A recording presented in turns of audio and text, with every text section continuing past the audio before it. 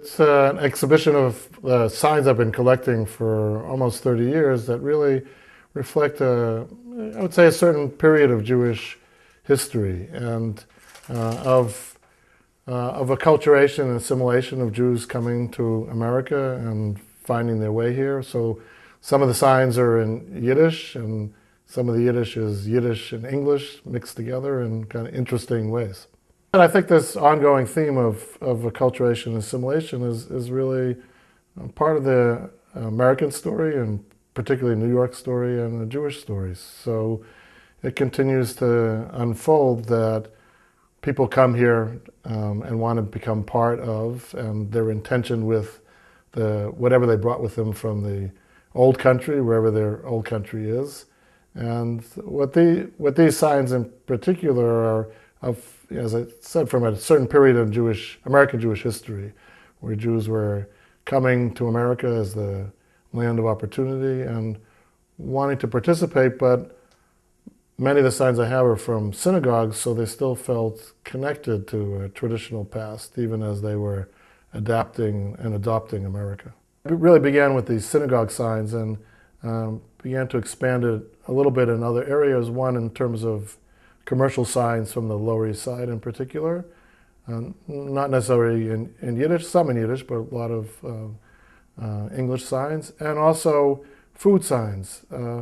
Food is clearly, if in some ways these are about, folk culture, then food is certainly a place that folk culture gets expressed, and like the signs themselves, they capture things that aren't here anymore. So I have a menu from Ratner's, this restaurant that was, well known in New York City for a long time and is no longer here. But people still remember Ratner's and its food, and it was a dairy restaurant, and Ratner's was famous for its waiters.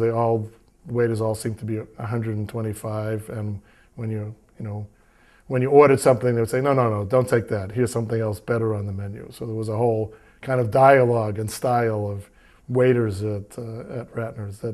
So people, when they see those things, it's a very evocative, and I think that's been part of the response to the exhibit, of people saying, oh, I remember that sign, or I remember that place. And it's a way of capturing something that once was. I think we're all surprised at JCC, and myself are really surprised at how evocative the show is and how many people are responding to it. And the JCC has had a fair number of exhibits of all kinds, and this is the one that's really gotten the most response. I think probably because it's very accessible. The signs are very visual. You just walk in, you see it. Some other things you have to kind of go over and look at, and what am I looking at, as art or et cetera. And this one you kind of get right away. It's very eye-catching, but it really is also their way that lots of people relate to it in a personal way, because it reminds them of something specific, a specific place, or just a period. Whether it was their childhood or their grandparents or something in the past, in a very positive and joyful way. It's not sad. It's just there, and it's all of a sudden it's alive again.